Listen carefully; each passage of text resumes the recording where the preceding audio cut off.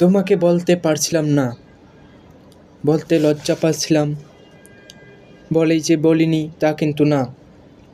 তুমি কষ্ট পাবে সেজন্যই বলতে পারিনি।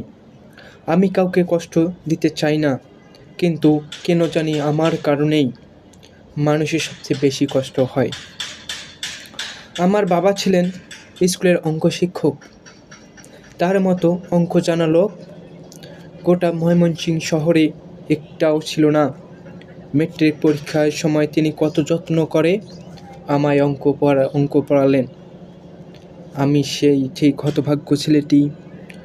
সব সাবজেক্টে পাশ করলাম, কিন্তু ওই গণিত সাবজেক্টটায়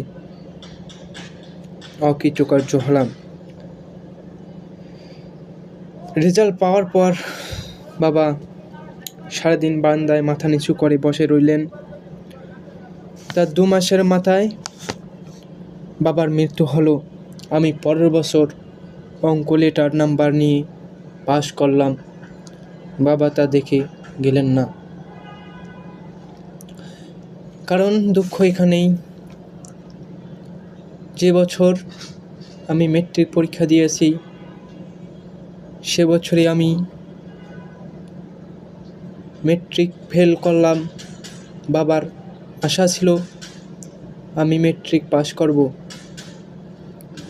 যা হোক, সেদিকে আর যাচ্ছি না। আমার মা সাদাসিধা মানুষ ছিলেন। তিনি শুধু চেয়েছিলেন আমি একটা চাকরি করি, এটা দেখে যেতে। মা দেখে যেতে পারেননি। তিনি শুধু দেখেছেন আমি পাগলের মতো চাকরি খুঁজে বেড়াচ্ছি। মা তখন খুব অসুস্থ, মৃত্যুশয্যা পেতেছেন। রোজ দুপুরে একবার জিজ্ঞেস করেন, ও খোকা, ও খোকা, চাকরি তুই পেলি? আমি বলি, হ্যাঁ।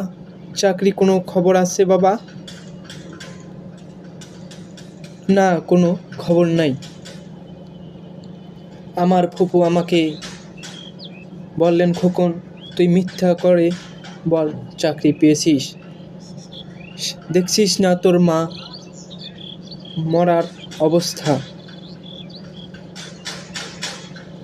আমি ফুপুকে বললাম,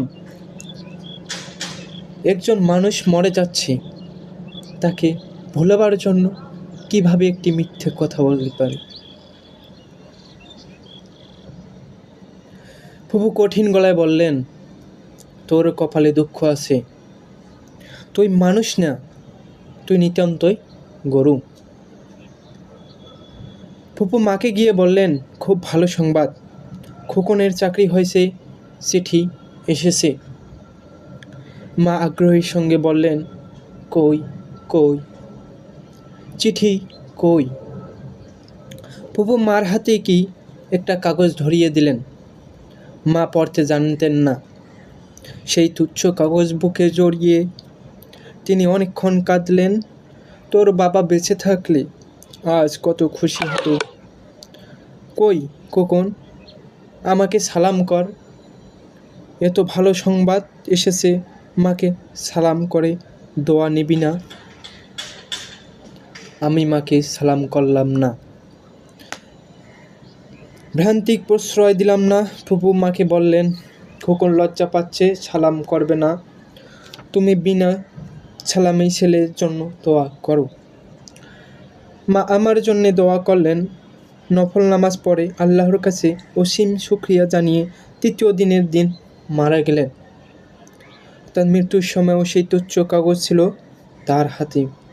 কিছু কিছু মানুষ বিচিত্র ভাগ্য নিয়ে পৃথিবীতে আসে।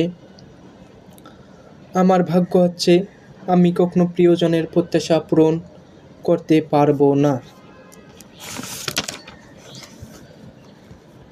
তোমার চেয়ে প্রিয়জন আমার কে আছে বলো?